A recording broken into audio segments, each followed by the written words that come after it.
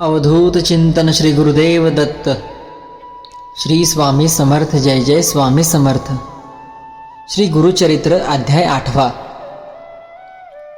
मतिमंद विप्रपुत्रावर कृपा। श्री गणेशाय नमः। सिद्ध म्हणाला, नामधारका, मी तुला श्री गुरु श्रीपाद श्री वल्लभांचे पुढील चरित्र सांगतो, ते ऐक।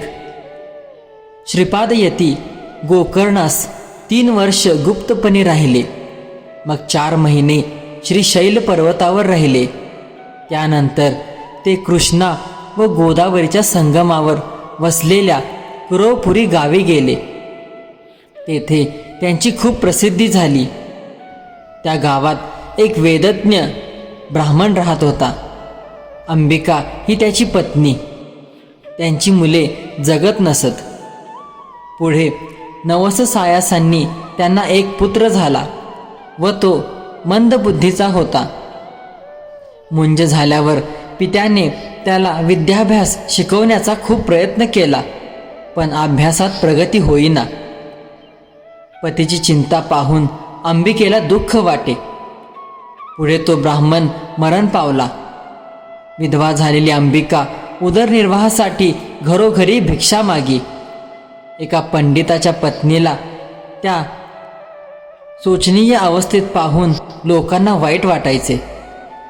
तिचा निर्बुद्ध मुलगा काहीच कामधंदा करीत नाही, म्हणून ते त्याची उघड निंदा करायचे। ते म्हणायचे, मूर्खा, तू आपल्या वंशाला कलंक लावलास। तुझ्या चिंतेने पिता गेला। तुझ्यामुळे मातेवर भिक्षा मागायची वेळ आली। तुझ्यामुळे पितरांची अधोगती होईल। असे पशुवत जगण्यापेक्षा तू मरत का नाहीस? रोजच्या रोज होणारी ती लोकनिंदा त्या मुलाला सहन होईना। तो दुःखी झाला। त्याने आपल्या मातेला प्राणत्यागाचा विचार बोलून दाखवला। तिलाही जगणे असह्य झाले होते। मग दोघांनी आत्महत्या करण्याचे ठरवले। ती दोघे नदीवर गेली। तेथे श्रीपाद यती स्नान करीत होते। मरणापूर्वी त्या सत्पुरुषाचे दर्शन घ्यावे म्हणून ती दोघे त्यांच्यापाशी गेली आणि त्यांना वंदन करून म्हणाली, स्वामी, आम्ही जलसमाधी घेण्यासाठी येथे आलो आहोत। आम्हाला सद्गती मिळेल असा आशीर्वाद द्या। श्रीपादांनी अंबिकेला देहत्यागाचे कारण विचारले। तिने त्यांना सांगितले, स्वामी, माझा पुत्र ज्ञानी, विद्वान, दीर्घायुषी, वंदनीय व कीर्तिवान असावा अशी माझी खूप इच्छा होती। ती इच्छा पुढील जन्मात तरी पूर्ण व्हावी, एवढी कृपा करा। अंबिकेची व्यथा ऐकून श्री गुरु कळवळले। तेच तिला म्हणाले, बाई, प्रत्येक शनिवारी प्रदोष समयी शंकराची भावभक्तीने पूजा कर। या व्रतारूपी शिवराधनेने तुझे कल्याण होईल। त्यांनी तिला व्रतकथा सांगितली। उज्जैनीचा राजा चंद्रसेन याचा जिवलग मित्र मणिभद्र हा परम शिवभक्त होता। शंकराने त्याला प्रसाद म्हणून एक तेजस्वी मणी दिला होता। त्याचा दिव्य प्रकाश पडताच लोखंडाचेच नव्हे तर पाषाणाचेही सुवर्ण होत असे। राजा व मणिभद्र दोघेही तो मणी गळ्यात धारण करीत असत।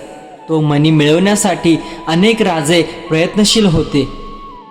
त्यांनी उज्जयिनीवर एकत्रित आक्रमण करून नगराला वेढा दिला। चंद्रसेनाने नगरच्या रक्षणार्थ सैन्यांची व्यूहरचना केली। त्या दिवशी शनिवार होता। त्रयोदशी तिथी होती।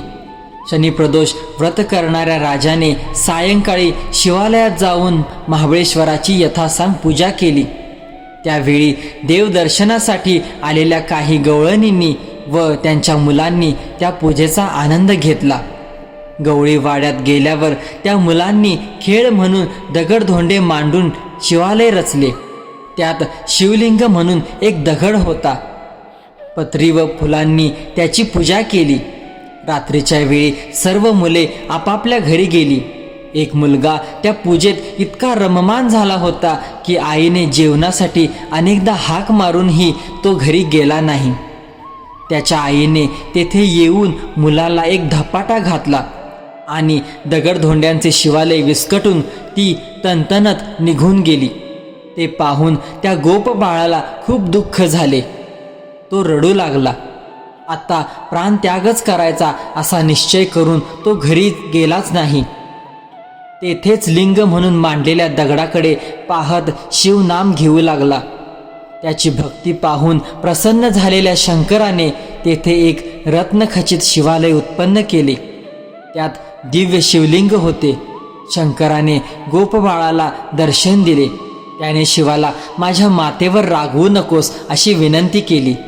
शंकर म्हणाला, बाळा, तुझ्या मातेने प्रदोष समयी माझी पूजा पाहिली नाही. पुढे तिच्या उदरी भगवान विष्णू अवतार घेतील. तुझेही सर्व मनोरथ पुरतील. वरदान देऊन शंकर लिंगस्थानी गुप्त झाला. महादेवाने निर्माण केलेल्या त्या शिवमंदिराची दिव्य प्रभा पाहून लोकांना सूर्योदय झाला असेच वाटले.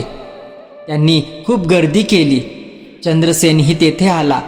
त्याने गोपबाळाच्या भक्तीचे खूप कौतुक केले. हे वृत्त समजताच शत्रुराजांची मने पालटली. त्यांनी चंद्रसेनाशी सख्य केले. ते अद्वितीय शिवालय पाहून त्या सर्व राजांना अपार धन्यता वाटली. गोपबाळाने आपल्या मातेला तिच्या पोटी नारायणाचा अवतार होणार असल्याचे सांगताच ती आनंदाने रडू लागली. श्री गुरु श्रीपादांनी अंबिकेला शनिवारी प्रदोषकाळी शिवपूजन केल्याने काय सद्भाग्य प्राप्त होते हे पटवून दिले. तिच्या पुत्राच्या मस्तकी आपला वरदहस्त ठेवला. त्यामुळे तो महाविद्वान झाला. त्याचे पांडित्य पाहून ब्रह्मवृंदांनी आश्चर्य व्यक्त केले. त्याची सर्वत्र मोठी कीर्ती झाली. श्रीपादांनी अंबिकेची इच्छा याच जन्मात पूर्ण केली. त्यानंतर अंबिका श्रीपादांनाच शिवस्वरूप मानून नित्य प्रदोषकाळ त्यांचीच पूजा करू लागली. तिच्या पुत्राचा विवाह झाला. त्याला पुत्रपौत्रादी सौख्य लाभले. गुरुकृपेने त्याचे कल्याण झाले. तर स्वामी भक्त हो, हा होता गुरुचरित्रातील 8व्या अध्यायाचा कथासार.